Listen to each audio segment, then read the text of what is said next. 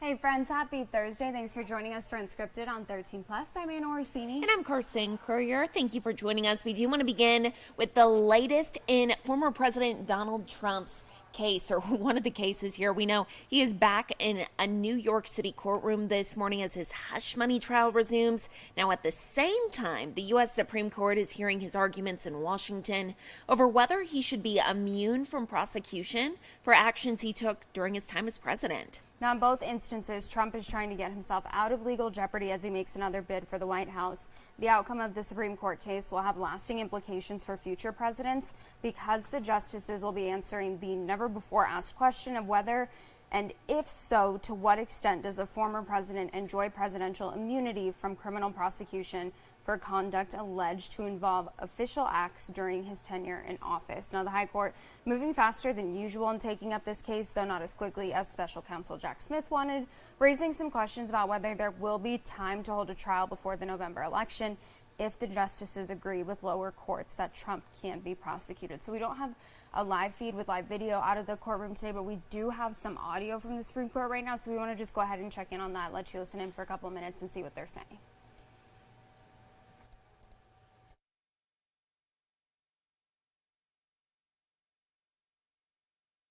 In fact, the question of whether or not the president can be held liable consistent with the Constitution or does he have immunity is the question that's being presented to us. So I don't understand how the clear statement kind of analysis even works. It seems completely tautological to me for us to hold that presidents cannot be prosecuted under any criminal statute without a clear statement from Congress, to avoid the question of whether or not the Constitution allows them to be prosecuted. We'd have to have a reason, right? I mean, we'd have to have a rationale for applying the clear statement rule. I think the court would have to have some rationale that's not evident in either the existing doctrine or the text.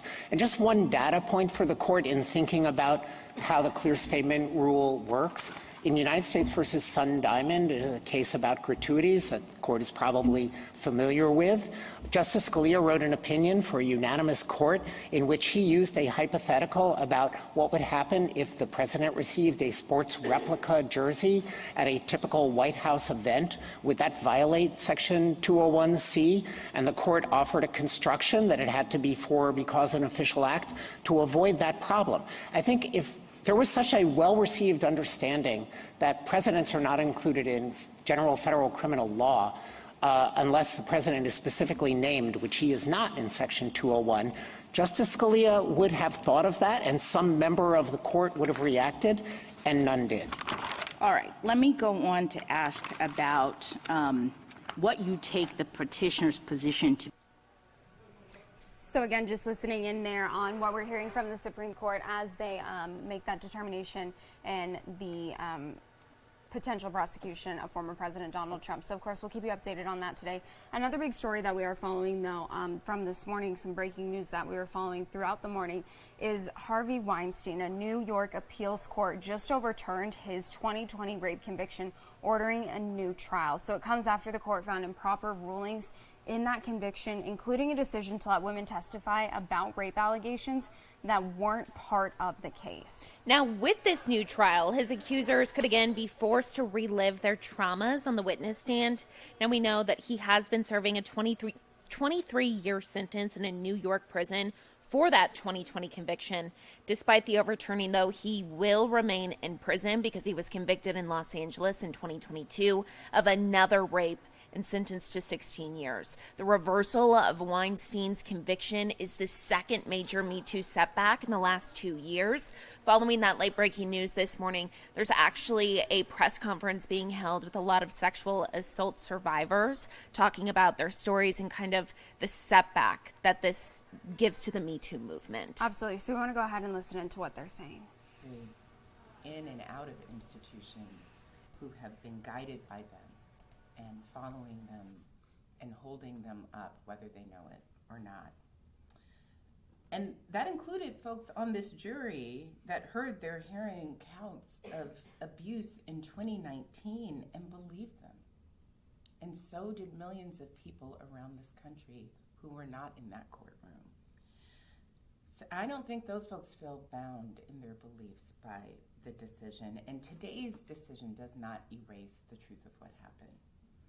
It doesn't alter the reality that Weinstein is a serial sexual abuser who exploited his power for decades. It doesn't alter the reality that he has now also been convicted in 2022 in Los Angeles and is sentenced to 16 years in prison there. And so I want to name for all the people who are quick to jump as the great Tarana Burke name to make assessments about the power and the reach of this movement. It is a reminder to me today that survivors who often still are in the margins with fine print and loopholes getting in the way of what looks like justice and healing for them. It's a reminder that sexual harassment and abuse remains pervasive and that people who come forward, they often experience retaliation. And they know that is built in and they come forward anyway. It is a reminder that harassment and abuse happens across industries, across this country, across this globe. And it is a reminder that survivors who speak up must be shielded. They must be shielded from this retaliation. They must be shielded from laws that don't serve them.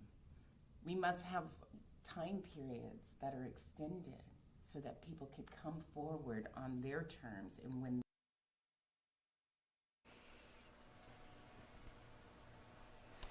Now, another big story that we want to switch over to right now is, of course, some of the protests that are going on college campuses across the country. This really started kind of back in April at Columbia, and those pro-Palestine protests continue at major universities across the country today. Last night, 108 people were arrested. 4 officers were injured during protests at Emerson. USC yesterday, they arrested 93 people. And the campus does remain closed this morning after those protests until further notice. Students are calling for universities to separate themselves from any companies that are advancing Israel's military efforts in Gaza and in some cases from Israel itself. Now, Jewish students, though, they've spoken out expressing concerns about harassment and growing anti-Semitism on campus. There are now encampments at least 20 universities since the first encampment began at Columbia University on April 17th.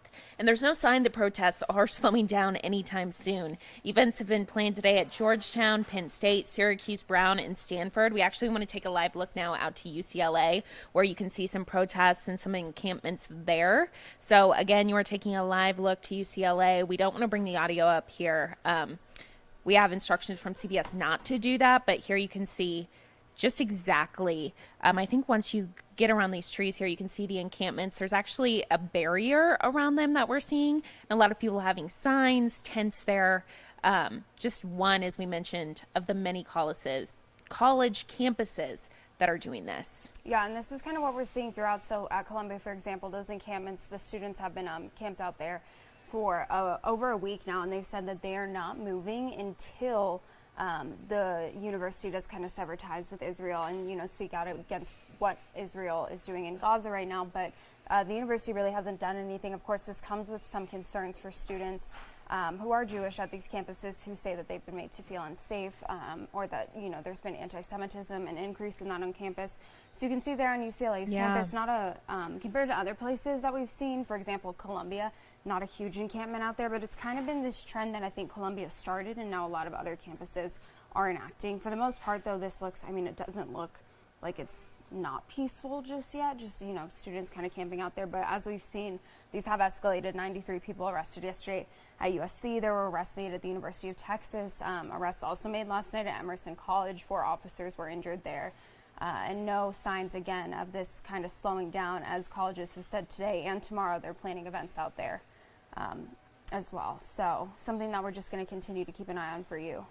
And of course, also tracking here if there's any encampments or any events happening at any of the universities, ASU, U of A, of course, we're keeping a close eye on that as well.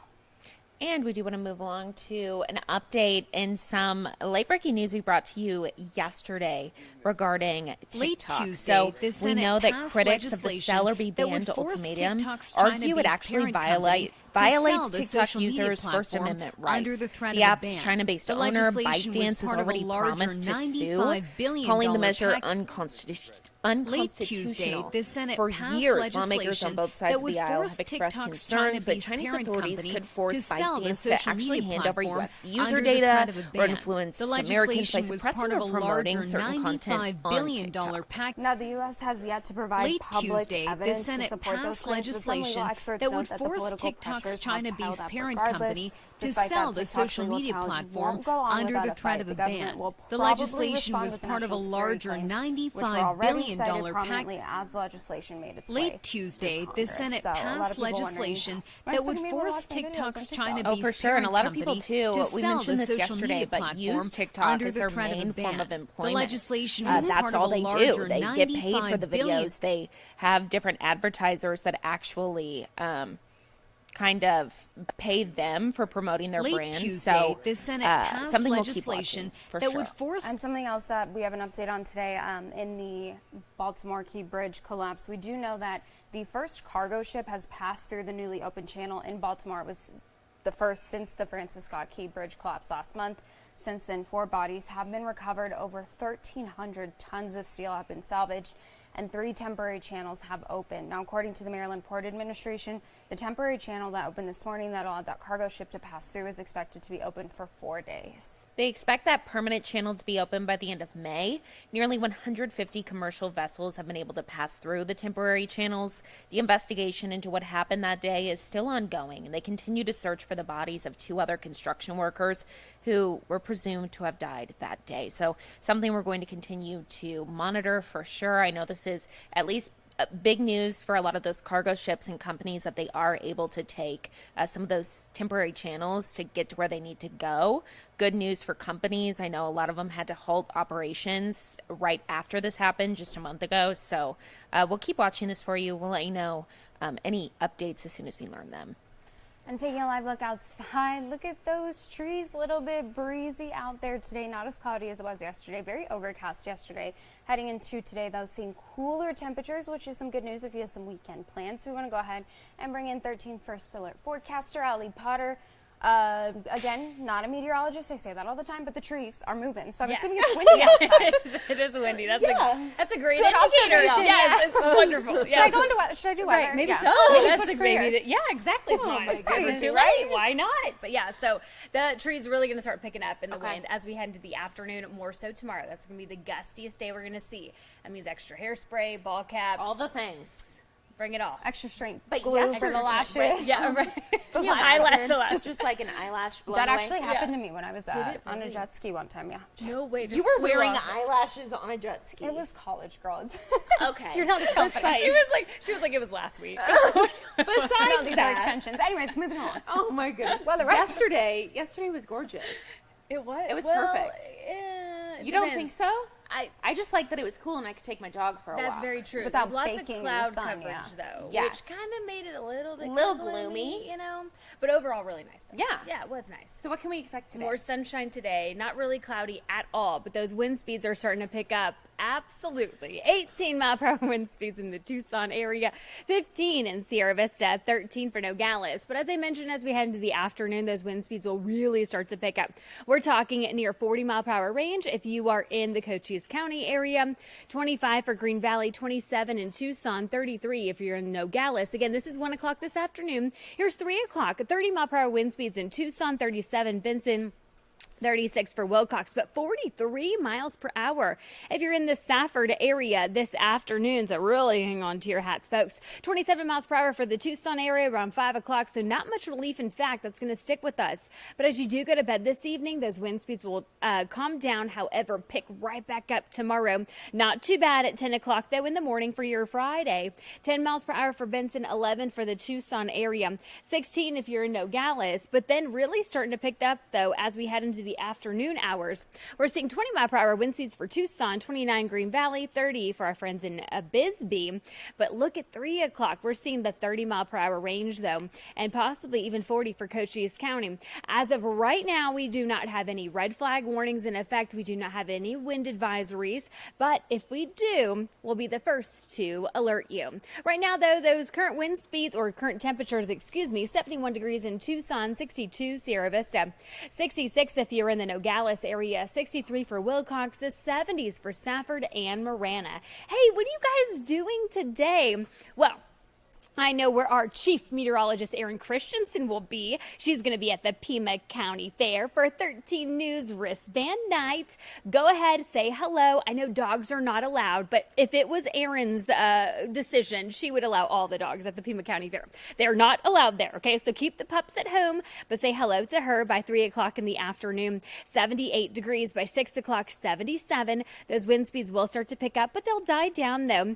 The concert kicks off around 8 o'clock. Staying in the 70s. So it's going to be a really nice time, in fact, though, and really nice conditions for the rest of the evening. Now, the cool down is because of the storm system to the north. We're seeing the rain, though, in the Flagstaff area. Not us at all. We're just seeing breezy conditions and cooler temperatures from that. But we are tracking another storm system on Saturday. We're not seeing any type of rain when it comes to our models for the Tucson area. However, Phoenix will we'll see that. We'll see breezy conditions, gusty winds, and then, of course, those cooler temperatures to come along with it.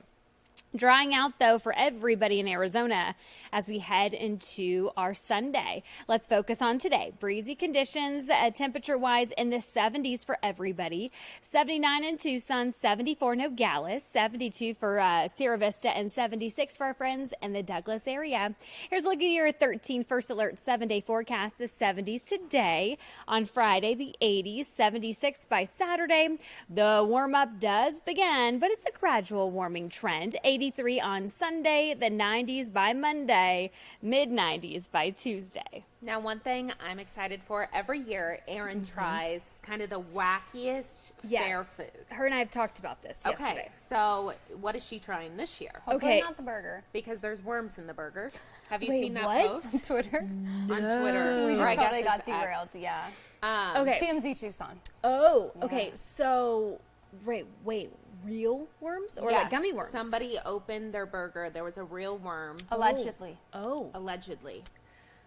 we should get our investigators on this one. should. Where's Valerie Cavasso? Where's Valerie? We need her. Right, exactly.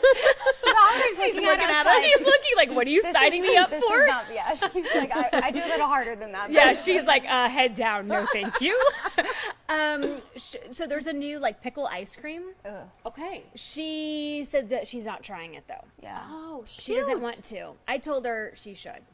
Okay. I So- side with Erin on this one. Why ruin She's a good last thing? Ice year cream's she fine tried on a the good taco. Cheeto. Oh, was it the taco It was the, last so year? the taco. I forgot what it was called. It was like the ice cream taco, and then the year before was the Cheeto thing. Wow, that's already been 2 years. I know, isn't that crazy? I know. Okay. But yeah, so I asked her, and she's like, I don't know. She's like, I don't know about that. I guess you'll have to tune in and Yeah, see, you have to tune in. folks. She's going to be live at 3, 4, 5, and 6. So Perfect. all of our shows. Lots of Yeah. opportunities. Absolutely. So make sure. Oh, you should actually contact her on Facebook or social media and be like, "Hey, Erin, you should try whatever it is." Yeah, give her you know, recommendations. give her some tips. If you've had Perfect. anything. Perfect. Well, thank you, Allie. Of Great course. weather for it. Yeah. Thank you. Well, something else you can look forward to tonight, organizers with Angel Charities for Children getting ready for their second annual country music concert. The event called Rock the Fox is going on tonight at the Fox Theater, but we're told it's about way more than just the country music. Absolutely. Jack Cooper has more on how this event is going to help different charities throughout southern Arizona.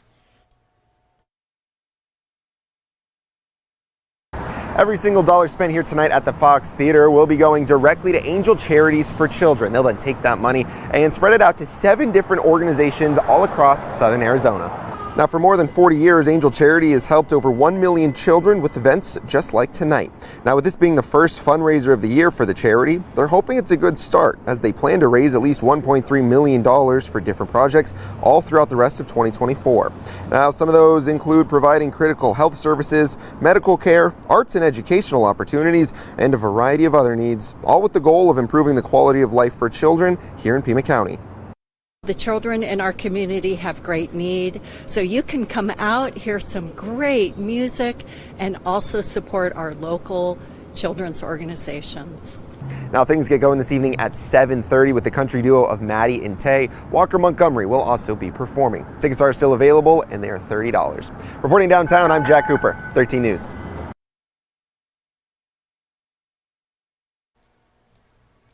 Well, tonight, if you're interested in heading on out there, I believe he said $30 for the tickets. Jack Cooper, $30. He's giving me a thumbs up. $30 for the tickets. And going to be some good performances there. So if you're a country music fan or really you just want to give back to the community, head on out there. Yeah, benefits an absolutely great cause. So, yeah, just lots to do tonight. Pima County Fair, all the things in good weather for it. 79 degrees today, a little bit breezy. 51 overnight, so not too warm. And then we're looking at 80s and 76 on Saturday. So definitely trending in the right direction before we warm up next week. So enjoy those cooler temperatures while they last. But keep in mind it's going to be a little bit breezy out there. So just, you know, maybe no loose hats, things like that can blow away in the wind. Hairspray if you want to keep your hair in place, and just all the things. Yeah, don't get on a jet ski with eyelashes. Don't do. I wouldn't recommend that, whether it's breezy or not. Just don't do that. Yep, don't do it. For sure. Life advice from Carson and Anna. Well, thanks for joining us for Unscripted on 13 Plus. Have a great rest of your Thursday, and we'll see you back here tomorrow morning. Thanks for watching.